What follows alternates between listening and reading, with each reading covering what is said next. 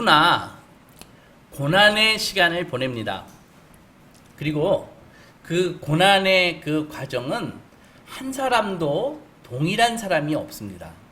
다양하죠. 겉으로 비슷한 종류의 고난을 겪는 것 같아도 그 사람의 내면을 살펴보면은 완전히 다르게 같은 고난처럼 보여도 반응은 다 다르게 한다는 것입니다.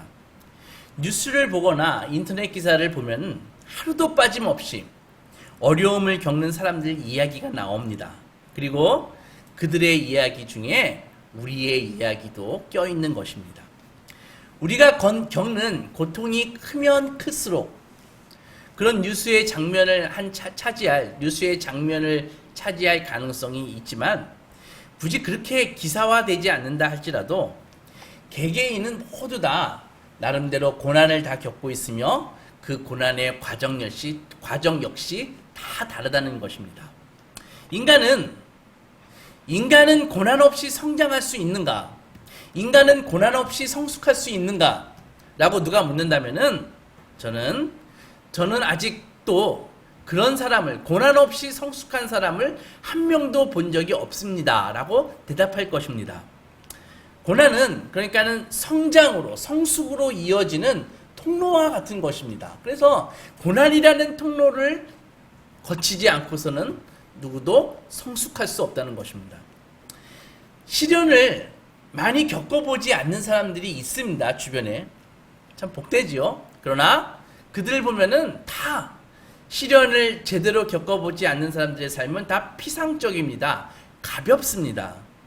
스스로가 자기가 무엇이 강한지, 자기가 무엇이 약한지 그런 것에 대해서 스스로 무지합니다. 그러니까 자기가 누구인지도 잘 모르게 되는 것이죠. 그리고 또 인간이 무엇인지, 삶이란 무엇인지에 대해서 지극히 아주 순진한 생각을 품고 살고 있는 것이죠. 그렇게 살면 어떻게 될까요? 결국 살다가 약간의 외부의 충격에도 그 인생이 깨어지기 쉽고, 그리고 역경을 당한 다음에, 요즘같이 이렇게 역경을 당한 다음에 회복력도 떨어지는 것입니다. 안타깝죠. 그러니까 그렇다고 그러면 누구나 다 역경을 겪은 다음에 누구나 다 성숙하고 성장하는가? 누구나 다 역경을 지난 다음에 풍성한 삶을 기대할 수 있는가? 라고 묻는다면 그것은 아니라는 것입니다. 왜냐하면은 고난은 용광로와 같습니다. 훈련장과 같은 것입니다. 그래서 누구는 용광로 속에서 정말 아주 깨끗한, 아주 정련된, 처리돼서 나오는 사람이 있는가 반면에 어떤 사람들은 용광로 속에서 불에 타버립니다. 어떤 사람은 훈련장에서 훈련을 받아서 아주 강인한 사람으로 다시 나오는 사람이 있는가 반면에 어떤 사람은 훈련장 가운데서 부상을 당하고 쓰러지는 사람도 있는 것입니다. 인간은 죄로 인해서 모든 관계가 다 파괴되어서 우리의 인생길에는 필연적으로 고난을 겪을 수밖에 없는 요소들이 아주 널려 있습니다. 아담이 범죄한 이후에 하나님과의 관계가 먼저 파괴됐죠. 그죠? 하나님께 배신을 했기 때문에. 그 다음에 연속적으로 인간과의 관계도 파괴되고, 그 다음에 자연과의 관계, 그리고 최종적으로 자기 자신과의 그 관계도 파괴되는 것입니다. 따라서 그렇기 때문에 우리는 이런 고난의 바다 가운데 살게 되는 것이죠. 그러나 하나님을 배신하고 추위에 떨고 있는 아담과 하와에게 하나님이 무슨 일을 하셨습니까? 짐승을 잡아서 가죽옷을 입혀주셨잖아요. 그러니까는 하나님은 범죄한 직후부터, 사랑의 하나님은 구원의 길을 바로 계획하고 계시는 것입니다. 그 이후로 지금까지 우리에게 구원의 길, 소망의 길을 열어놓으시고 베풀어 주시고 계십니다. 그래서 고난으로 끝나지 않을 가능성을 열어두신 것이죠. 여러분, 햇볕이 비치죠. 햇볕이 비치면, 왁스에 비치면 어떻게 됩니까? 왁스가 녹아버립니다. 파라핀이 녹아버리죠. 그런데 햇볕이 진흙에 비치면 어떻게 됩니까? 진흙이 더 단단하게 굳어지는 것입니다. 같은 햇빛을 받아도 왁스는 녹아버리고 진흙은 단단하게 굳어지는 것입니다. 무슨 말입니까? 똑같이 충격적인 경험을 해도, 똑같이 고난을 당해도 어떤 사람들은 완전히 피폐해져서 몰락해서 하나님을 떠나는 사람이 있는가 반면에 어떤 사람들은 더 강해지고 성숙하고 행복한 삶을 사는 사람도 있다는 것입니다. 좋은 예는 아니지만 똑같이 비리와 범죄를 저지르는 사람들 요즘 얼마나 많습니까? 그런데 어떤 사람은요, 그런 비리와 범죄가 발각되면은 스스로 목숨을 끊는 사람들이 있습니다. 많지요. 그런데 어떤 사람은 죄값을 치르고 새롭게 출발하는 사람도 있는 것입니다. 그것은 그 사람이 지은 죄질과는 관계없는 일입니다. 우리는 여기에서 주목해 보아야 됩니다. 도대체 무엇이 그 차이를 만드는가? 왜 어떤 사람은 햇빛이 비칠 때 왁스처럼 확 녹아버리는 사람이 있고 왜 어떤 사람은 햇빛이 비칠 때 진흙처럼 더 단단하게 탄탄하게 굳어지는 사람이 있는가? 도대체 어떤 준비를 해야 고난을 통해서 성장할 수 있는가? 그것이죠. 먼저 고난에 대한 세상의 시각을 한번 보겠습니다. 고난에 대한 세상의 시각은 뭐 우리 익숙하지 않습니까? 아주 심플합니다. 요즘 현대인들은 과학주의적 사고방식의 기초 위에 서 있습니다. 오해하지 마십시오. 과학과 과학주의는 다른 것입니다. 과학주의는 과학이 바로 이념에 대해서 과학으로 모든 게 다 해결될 수 있어. 인간의 모든 문제는 다 과학으로 해결될 수 있어. 라고 과학을 우상처럼 신봉하는 것이 과학주의입니다. 저는 과학을 무척 좋아합니다. 하지만 과학주의는 저는 배격합니다. 과학주의는요, 진화론을 그대로 받아들입니다. 적자생존과 약육강식이라는 그 진화론의 모토를 그대로 받아들이는 것입니다. 그래서 자기는 스스로 아주 스마트하다고 생각을 하는 것이죠. 내가 이렇게, 그래서 그들은 나름 분석을 합니다. 고난에 대해서 내가 이렇게 어려움을 당하는 이유가 분명하게 있다. 그렇게 생각하는 것이죠. 그래서 고난은 모두 인과관계가 있다고 생각합니다. 세상에서는요. 그러니까 원인과 결과가 있다라고 생각하는 것입니다. 내가 인풋이 있으니까 반드시 아웃풋이 있는 거지. 입력이 있으니까 출력이 있는 것이지. 이렇게 생각을 하는 것이죠. 첫째로 내가 무엇을 잘못했기 때문에 고난이 있다고 생각하는 것입니다. 내가 코로나에 걸려서 지금 병원에 입원한 이유는 코로나가 이 창궐한 이때에 클럽에 가서 마스크 벗고 신나게 놀았기 때문이야. 내가 이렇게 경제적으로 힘든 이유는 내가 사업과 투자에 실패했기 때문이야. 내 능력이 부족한 것이지. 이렇게 분석을 내립니다. 둘째로 내가 이렇게 고난당한 이유는 바로 그놈 때문이야. 그놈. 그 은행원이 원금은 보장되고 수익은 높다고 나한테 얘기해서 내가 전 재산을 맡겼는데 알고 보니 원금 보장되지 않는 아주 파생상품이었어. 그리고 그 파생상품을 아주 위험자산에 투자해가지고 손실이 나버렸어. 그 은행원 때문에 나는 망했어. 이런 것이죠. 셋째로 내가 이렇게 어려운 힘든 이유는, 고통을 당하는 이유는 내가 몹쓸 병에 걸렸기 때문이야. 나는 젊은데 아직 예후 증상도 없는데 어떻게 손 쓸 수도 없는데 벌써 4기라네. 혹은 난 정상적으로 운전하고 있는데 저 레미콘 차가 갑자기 브레이크가 파열돼서 내 차로 달려들었어. 그런 경우인 것이죠. 그러면 방금 예를 들은 이 세 가지의 경우에 대해서 세상은 어떻게 반응할까요? 첫째로 내 잘못이라고 생각하면은 어떻게 반응합니까? 누구 원망합니까? 내 탓을 해야지. 원인이 난데. 내 힘으로 해결하지 못하면 어떡합니까? 절망하는 것입니다. 그죠? 두 번째로 그 사람 잘못이면 어떻게 할까요? 그럼 가만히 있으면 안 되죠. 고소하고 나의 고난의 책임을 그 사람에게 돌려야 되는 것이죠. 투쟁하고 재판하고 보상을 받아내야 되죠. 아니면 그게 아니라 복수라도 하든지. 보상이라도 되면은 그나마 다행인데 그것도 쉽지 않습니다. 세 번째 경우이면 어떻게 행동해야 될까요? 그냥 저는 재수가 없는 것입니다. 보기 지지리도 없으니까 이렇게 몹쓸 병에 걸려서 불의의 사고가 난 것이죠. 그냥 운명이려니 하면서 받아들일 수밖에 없습니다. 재수 없는 인생인데 어떡하겠어요. 이렇게 고난에 대한 세상의 생각은 거의 한 세 가지로 나눌 수 있고 아주 심플합니다. 단순합니다. 우리가 고난에 대해서 제대로 대처하지 못하는 이유는 바로 위에서 살펴본 그 세상의 사고방식처럼 만병통치식 그런 그런 사고방식으로 고난에 대해 대처하기 때문입니다. 마치 어떤 것에 대해서 뭐뭐 하는 법, 이런 같은 공식이 있는 것처럼 생각하고 그것을 찾는 것이죠. 그러나 그러한 대처 방법은 효과도 없고 부작용도 많고 비현실적인 생각인 것입니다. 그러면 고난에 대해서 성경은 무엇이라고 얘기할까요? 먼저 말씀 속에는 다양한 고난이 소개되고 있습니다. 다양한 고난에 대해서 성경에 나와 있는 이유는 먼저 우리에게 고난은 그렇게 심플한 것이 아니다 라는 말씀을 우리에게 알려주고 있는 것입니다. 그래서 이것을 받아들이지 못하면은 고난을 제대로 이해하지도 못할 것이다 라는 메시지를 먼저 우리에게 주는 것입니다. 그래서 고난을 겪은 성경의 인물들을 살펴보면서 그들이 직면했던 고난에 대해서 한번 살펴보겠습니다. 먼저 살펴볼 고난은 자신의 잘못에서 1차적인 원인을 찾을 수 있는 그런 고난이죠. 성경에 등장하는 요나의 고난이 그랬습니다. 우리가 알듯이 하나님께서 요나 선지자에게 하루는 니느웨에 가서 복음을 전하라고 명령하시지 않습니까? 요나는 그 하나님의 명령이 마음에 들지 않았습니다. 우리가 그 이유를 다 아시지요? 니느웨가 무엇입니까? 어디입니까? 이스라엘의 원수인 나라잖아요. 당시 중동의 패권을 잡고 있던 아수르의 수도잖아요. 그래서 아수르가 이스라엘을 얼마나 집요하게 괴롭혔습니까?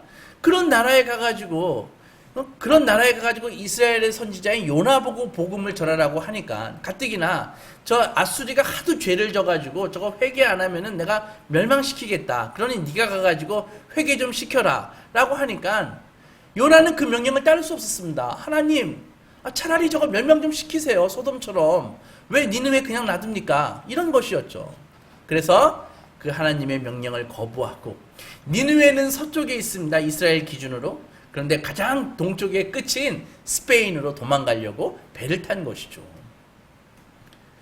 하나님이 가만히 계셨을까요? 폭풍우를 보내셨습니다. 그래서 요나가 탑승한 배는 요나는 배 밑바닥에서 자고 있었지만은 거의 뒤집어질 뻔했습니다.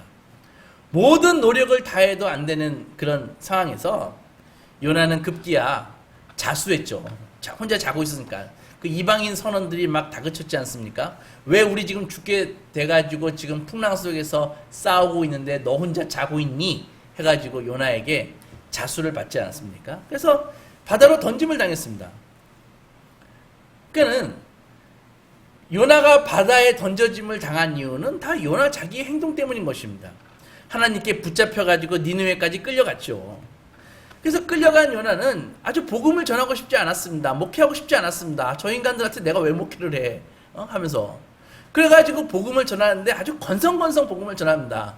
니들 3일 후에 망한대. 그게 다였습니다. 왜 망했는지 누가 망하게 했는지 이런 소리 안 합니다. 그냥 전하라 그랬으니까 대충 딱 핵심만 전하고 그 다음에 어떻게 망할지 보고 싶어가지고 언덕 위에 올라가가지고 그걸 니느웨를 지켜보고 있었다고요. 시간을 재면서 이제 3일 남았구나, 이틀 남았구나, 이제 망하겠지.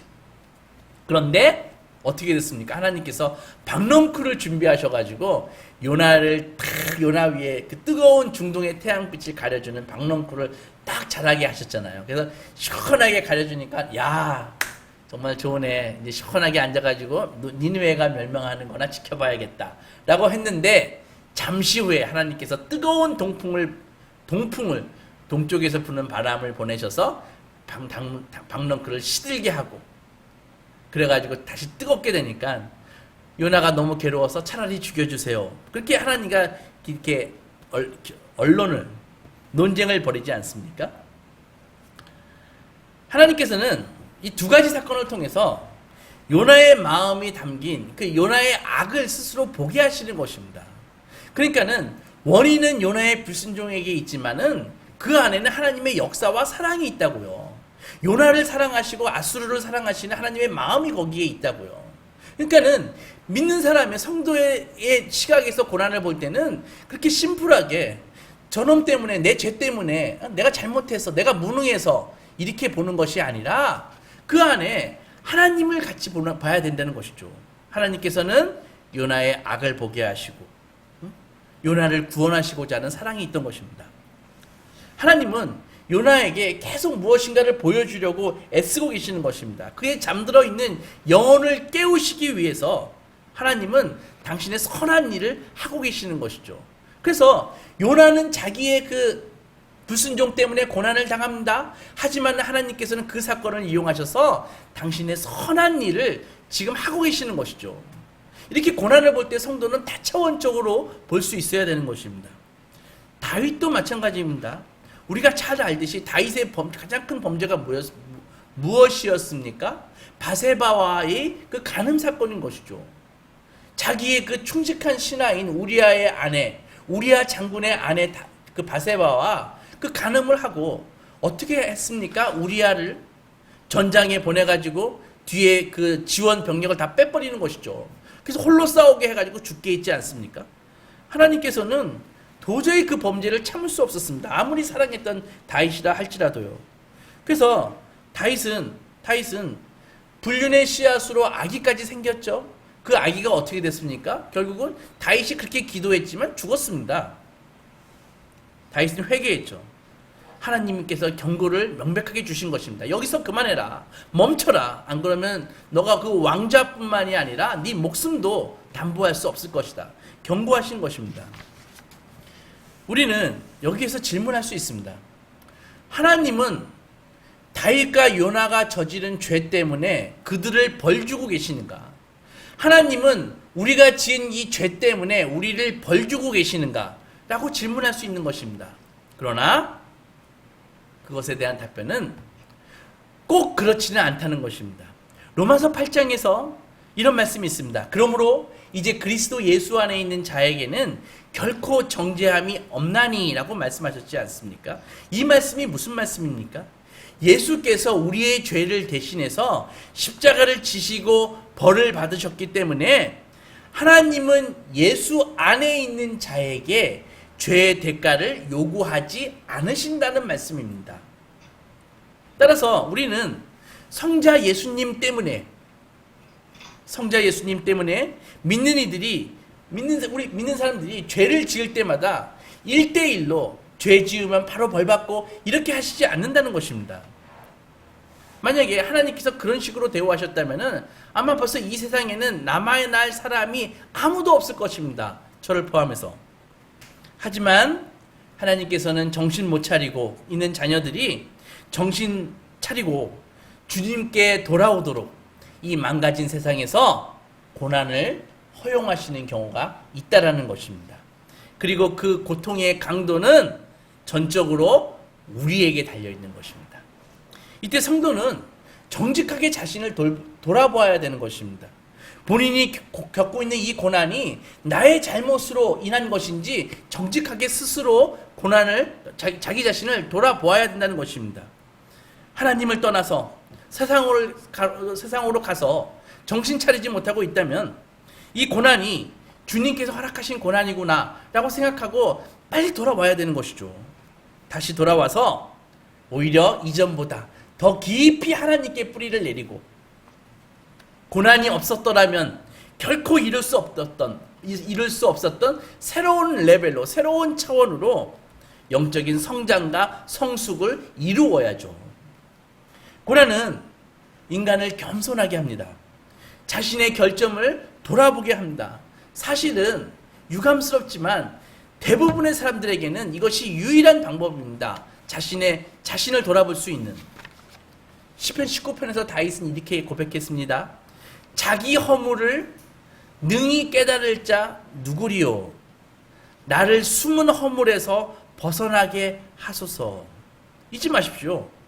대부분 사람들에게 자기의 그 감추어진 허물, 잘 안 보였던 허물을 드러내게 하는 것은 오직 고난과 고통뿐입니다. 누가 옆에서 나의 허물을 지적한다고요? 요즘이 어떤 시대입니까?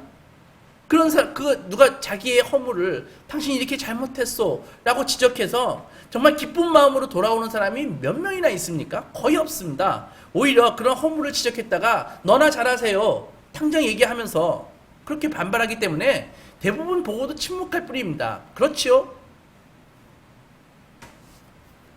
그러나 하나님이 허락한 고난은 우리 스스로 우리의 허물을 바라보고 우리의 숨은 허물을 깨닫게 해주신다는 것입니다. 두 번째로 자신의 죄에서 오는 고난이 있는가 한 반면에 반대로 아주 선하고 용감한 행동에서 나오는 고난도 있습니다. 즉 사명에서 나오는 고난도 있다는 말입니다. 그냥 사명 같은 거 없고 난 그냥 내 잘 먹고 잘 사는 게 난 최고의 인생의 목표야. 그러면 이런 고난은 없습니다. 그러나 사명을 감당하는 사람들이 있다는 것입니다. 하나님을 만나고 그 하나님을 만난 가운데서 사명을 깨닫고 이것이 정말 하나님께 영광을 돌리는 것이고 하나님께 기쁨을 드리는 것이고 내가 사는 이유다. 그것을 깨닫는 정말 신앙의 귀족과 같은 사람들이 있다는 것입니다. 그런 사람들은 사명을 감당한다고요. 그래서 사명을 감당하면서 아주 고통을 받습니다. 구약에 예레미야가 그랬고 신약의 사도 바울이 그랬습니다. 사명을 감당하다 보니까 다른 이들로부터 배신을 당합니다. 공격을 당합니다. 그렇게 되는 것이죠. 사명을 감당하기 전에 사도 바울은 사울이었죠. 정말 유대사회의 최상류층에 있는 사람이었습니다. 당시 최고의 랍비 가말리아 랍비의 수제자였죠. 바리새인 중에 바리새인이었고 사회적 신분으로서는 로마 시민이었습니다. 요즘 말로 하면은 정말 보통의 세상 사람들이 가장 부러워하는 모든 스펙을 다 갖춘 사람이 사도 바울이었다고요. 그런 그가 자기가 이 사도로서 이 복음을 전하다가 겪는 이 고난을 얘기하면서 이렇게 얘기합니다. 고린도후서 11장에서 내가 정말 수고 많이 했다. 절대로 자기가 자기에 대해서 수고했다 그래서 이걸 가볍게 볼 게 아닙니다. 옥에 갇히고 매도 맞고 여러 번 죽을 뻔했다. 유대인들에게 40에서 하나 감한 매를 5번 맞았으며 이 말을 아시는 분도 있고 모르시는 분도 있을 것입니다. 40에서 하나 감한 매라는 것은 기본적으로 유대인들이 공공의 적에게 때리는 그런 배교자에게 때리는 매인데요. 40대를 때리다 보니까는 주로 40대에서 사람들이 죽더라는 것입니다. 그래서 죽이지는 않고 40에서 딱 한 대 덜 때리는 매, 그게 바로 40에 하나 감한 매입니다. 그것을 5번 맞았다. 3번 태장으로 맞고 곤장이죠. 돌로 맞고 3번 파선하고 일주야를 깊은 바다 속에서 헤맸다. 여러 번 여행하면서 여러 가지 강의 위험, 강도의 위험, 동족의 위험을 겪고 또 수고하고 애쓰고 여러 번 자지 못했고 목마르고 줄이고 굶고 춥고 헐벗었다. 이 외의 일은 고사하고 아직도 내가 날마다 내 마음속에 눌리는 고통이 있으니 곧 교회를 염려하는 것이다. 누가 약하면 내가 약하지 아니하고 누가 실족하게 되면 내가 애타지 아니하였느냐. 이게 사도 바울의 사명을 감당하면서 겪었던 고통입니다. 고난입니다. 예레미야도 그 당시 권력자들에게 엄청나게 두들겨 맞고 옥에 갇혔습니다. 많은 성도들이요, 사명을 깨달은 많은 성도들이 믿음을 지키고 사명을 감당하다가 인간관계가 틀어지고 어려움을 당하고 있습니다. 그리고 수많은 목회자들이 지금도 텔레비에 가끔 나오는 그런 소수의 사람들 말고 수많은 목회자들이 생활의 어려움에도 그들의 삶을 불태우고 복음을 위해서 헌신하고 있습니다. 특히나 이 현대 이 탈권위 시대에 대부분 사람들의 목회자의 말을 듣지 않는 이 시대에 그들은 힘겹게 사명을 감당하고 있는 것입니다. 왜 그럴까요? 그들은 남들이 볼 수 없는 영광을 보았기 때문입니다. 남들이 볼 수 없는 영광을 보았다는 것이죠. 그래서 아무리 어둡지만 이 어두울수록 빛은 더 드러나는 법이다. 그런 믿음을 가지고 사명을 감당하는 것이죠. 그런 자들에게 하나님께서는 이미 특별한 면류관으로 그들을 위로하고 계십니다. 요즘 믿는 가정에서조차도 신학교를 보내지 않으려는 사람들이 많아지고 있습니다. 불행한 일이죠. 단언합니다. 굳이 목회자가 아니라도 성경을 연구하십시오. 믿음의 찬란한 믿음의 아주 부수적인 유익일 뿐이지만 여러분들 지금 21세기의 진정한 파워는 믿음에서 나오는 것입니다. 여러분들 지식과 정보를 사려고 그 돈 쓰지 마십시오. 앞으로 지식과 정보는 지금도 마찬가지지만 과거에는 어마어마한 비용을 들여서 얻을 수밖에 없었던 지식과 정보들이 지금은 인터넷망을 타고 거의 싼 값으로 무상으로 다 공급되는 것입니다. 지식과 정보에는 차이가 없어요. 무슨 차이가 있습니까? 결국은 믿음의 사람, 영적인 파워가 있는 사람, 스피리추얼 파워가 있는 사람이 결국은 진정한 힘이라는 것이죠. 아모스 8장에서 주 여호와의 말씀이다. 보라, 날이 이를지라 내가 기근을 땅에 보내겠다. 기근을 보내는데 그거 양식이 없는 그런 기근이 아니라 물이 없어가지고 그런 가뭄이 아니라 말씀을 듣지 못한 그런 가뭄이 있을 것이다 라고 얘기하고 있습니다. 이 말씀의 가치를 아는 사람이 진정으로 아멘할 수 있는 것입니다. 여러분들 인터넷 치면 얼마든지 말씀 나온다고요? 검색 가능하다고 그 말씀이 여러분들 말씀입니까? 그 말씀이 과연 여러분들 가슴 속에서 여러분들을 하나님의 사람으로 지금 워킹하게 만들고 있습니까? 제가 느끼기에는 이 시대에 돈이 없어 가뭄이 아니라 말씀이 가장 심각한 가뭄입니다. 왜? 말씀이 무시하니까, 말씀이 무가치의 가치가 없어 보이니까, 말씀을 무시하니까 말씀이 희귀해지는 것입니다. 말씀을 담고 있는 가슴이 없으니까 믿는 사람들이 좀 적어지는 것입니다. 믿음이 없으니까 어떻게 돼요? 고난에 대해서 지극히 세상적인 방법으로만 고난에 반응하는 것이죠. 대응하는 것이죠. 그러니까 어떻게 됩니까? 세상 사람과 전혀 차이가 없는 삶을 살고 있는 것입니다. 사명을 감당하며 겪는 고난 하나하나는요, 그 사명을 감당하는 사람의 상급입니다. 면류관입니다. 이렇게 어려울 때 믿음 지키고 몸된 교회를 위해서 헌신하죠. 하나님이 그 헌신을 가볍게 보실까요? 그러니까 이 믿음의 세계도 빈익빈 부익부 현상이 극명하게 드러나는 것입니다. 이렇게 어려울 때 더욱더 예배의 자리에, 더욱더 헌신의 자리에 출석하는 사람이 있는 반면에 어떤 사람 뛰쳐나가는 것이죠. 어려우니까.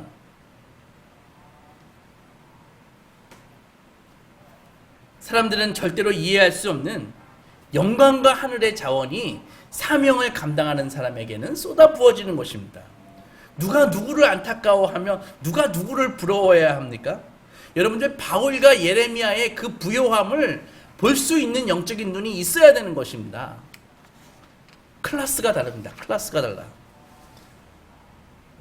세 번째로 상실에서 오는 고난이 있다는 것이죠.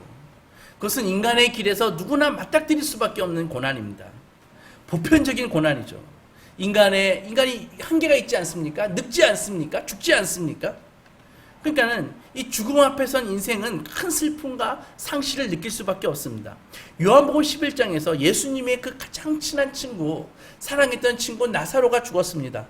오빠를 잃고 슬퍼하는 마르다가 아주 철교하죠. 그를 위로하면서 예수께서도 눈물을 흘리셨습니다. 죽음과 질병은 정말 인생으로서 예외 없이 겪는 고난이요 상실입니다.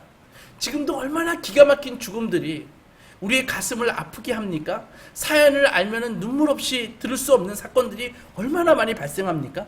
사랑하는 사람을 상실하고 겪는 고통은 지금도 우리 가까이에서 얼마든지 벌어진다고요.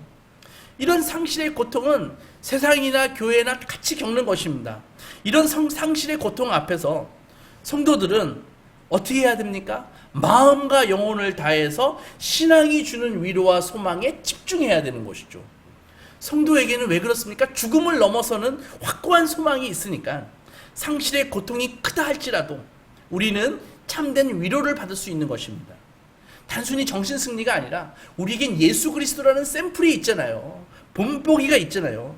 예수께서 본을 보여주시고 너희도 나와 같이 부활할 것이다 라고 보장해 주셨기 때문에, 최후 승리가 보장되어 있기 때문에 우리는 위로를 받을 수 있는 것입니다. 사도 바울은 목회하다가 사랑하는 이들을 상실한 유가족을 만났어요. 그들에게 이렇게 위로합니다. 데살로니가 전서 4장에서 소망 없는 다른 이와 같이 슬퍼하지 말라. 우리가 예수께서 죽으셨다가 다시 살아나심을 믿을진데, 믿잖아. 이와 똑같이 예수님과 똑같이 예수 안에서 자는 자들도, 우리보다 지금 먼저 천국에 계신 그분들도 하나님이 예수님과 함께 다시 데리고 올 것이다.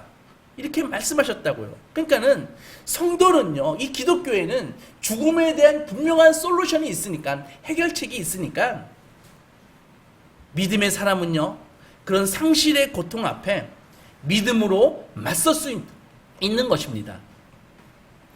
오늘은 길게 다룰 수 없지만 나머지 한 가지 고난이 남아 있습니다. 그것은 바로 욥이 당한 고난입니다. 이것은 정말 불가사의하고 인생의 그 상상을 뛰어넘는 그런 충격적인 고난입니다. 이것은 보통 사람이 겪는 그런 고난은 아닙니다. 아마 대부분 사람들은 이런 고난을 겪지 않습니다. 이런 고난을 허락하지 않으십니다. 세상 사람들은 이런 고난을 그냥 무의미한 고난이라고 얘기를 하는데, 성경은요, 이 알 수 없는 이 압도적인 이 고난에 아주 관심을 많이 갖고 계십니다. 하박국이나 예레미야 선지자 같은 사람들이 이 고난을 겪었고요. 특별히 욥이 이 고난을 겪었습니다. 다른 고난들은요, 자기의 잘못이나 다른 사람의 잘못이나 아니면은 어쩔 수 없는 그런 죽음, 이런 것이 원인이죠. 모두 다 이 죄책감과 분노, 슬픔이 동반합니다. 하지만 욥이 겪은 고난은 이건 차원이 다릅니다. 자식들이 동시에 졸지에 10명의 자녀들이 죽었고요. 전 재산이 하루에 다 순식간에 날아갔고요. 건강마저 잃었습니다. 이런 고난은 세상을 살면서 흔히 경험하는 그런 어려움을 완전히 압도하는 그런 고난입니다. 욥의 고난은요, 욥의 잘못으로 초래된 것도 아니고 누군가의 실수나 박해 또는 배신 때문도 아닙니다. 이토록 참혹하고 정말 특이하리 마치 이 심한 고난을 당하면은 대부분의 사람들은요, 아주 자기의 죄책감에 죄책감에 사로잡히거나 남을 원망하거나 아주 슬퍼합니다. 그러나 이런 고난을 당하게 되면요, 딱 두 가지입니다. 어떤 사람들은요, 이런 고난을 당하게 되면은 하나님을 향해서 분노를 폭발합니다. 욥의 아내가 그랬어요. 어떡합니까? 당신 이래도 하나님 믿을 거야? 욥의 아내가 그랬습니다. 욥에게. 당신 이래도 하나님 믿을 거야? 차라리 하나님 저주하고 죽어버려. 그러고 떠났다고요, 욥은. 그러나 욥은 어떻게 했습니까? 삶이 완전히 주저앉자 욥은 하나님께 기도했죠. 하나님, 제가 어떤 잘못을 했는지요? 제가 무엇을 이 고난 중에서 배워야 합니까? 이런 기도를 한다고요. 친구들, 같이 유대인들 믿는 친구들도 역시 욥에게 위로가 되기는커녕 욥이 무슨 잘못을 했나? 너 인과응보인데 원인이 있으면 결과가 있는 것인데 이런 참혹한 결과를 네가 맞았다는 것은 정말 너가 참혹한 뭔가 잘못을 했기 때문이야 하고 집요하게 욥기의 그 40장이 넘는 욥기의 대부분을 이런 논쟁으로 타보낸다고요. 너 무슨 잘못한 거 분명히 있어, 하나님께.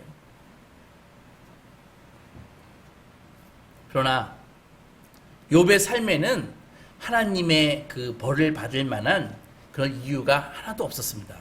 이게 바로 욥이 당한 고난의 핵심입니다. 욥은 그 고난 자체가 그의 사명이었습니다. 욥은 이유 없는 그 압도적인 고난 속에서도 하나님께 철저하게 자기의 목표를 두었고 자기의 근본을 하나님께 두었다고요. 그 결과 어떻게 됐습니까? 마지막 장에서 개인적으로 엄청나게 성장했을 뿐만이 아니라 그의 고난이 하나님께 영광이 되었습니다. 그러니까 고난이 그의 사명이었다고요. 사랑하는 소망교회 성도 여러분, 고난 중에 있을 때 우리는 스스로에게 물어야 됩니다. 내가 지금 고난을 겪고 있는데 나는 어떤 종류의 고난을 겪고 있는가? 많은 고난이 이유가 있습니다. 왜냐하면은 사실은 많은 고난이 자기에게 원인이 있거든요.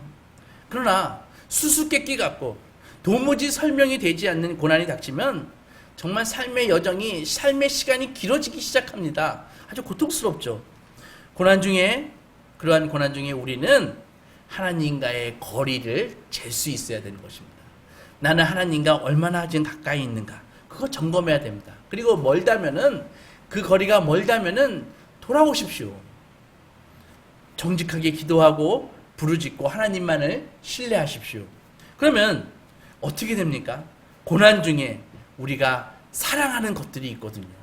그 사랑하는 것들의 우선순위가 1번서부터 쫙 있는데 그 우선순위가 바뀌기 시작합니다. 예수께서 내가 사랑하는 우선순위에서 저 뒤에 있었던 주님이 앞으로 오기 시작합니다. 그리고 내가 꽉 붙잡고 감추어 두었던 우상은 뒤로 우선순위가 바뀔 것입니다. 하나님은 고난 중에 성도의 우선순위가 바뀌기를 원하시는 것입니다. 고난을 겪고 있는 교회에게 사도는 이렇게 권면했습니다. 고린도후서 4장에서 그러므로 우리가 낙심할 필요가 없다. 왜냐하면 우리의 겉사람은 낡아지지만 우리의 속사람은 날로 새로워진다. 우리가 잠시 받는 이 환난에 경한 것이, 환난 그거 무거운 거 아니야. 그러나 앞으로 영원한 영광은 아주 무겁게 우리에게, 크게 우리에게 다가올 거야. 우리가 주목하는 것은 보이는 것이 아니야. 보이지 않는 것이 우리가 주목하는 것이고, 보이는 것은 잠깐이고, 보이지 아니하는 것은 영원한 것이야. 이렇게 알려주었다고요. 바라기는 우리 소망가족 모두 이 사도의 권면을 겸손함으로 받으시고, 고난 중에 하나님과의 거리가 더 가까워지고, 그리고 내가 사랑하는 것들의 우선순위가 바뀌는, 하나님의 뜻에 맞게 정렬시키는 소망가족이 되시기 주님의 이름으로 축원합니다. 같이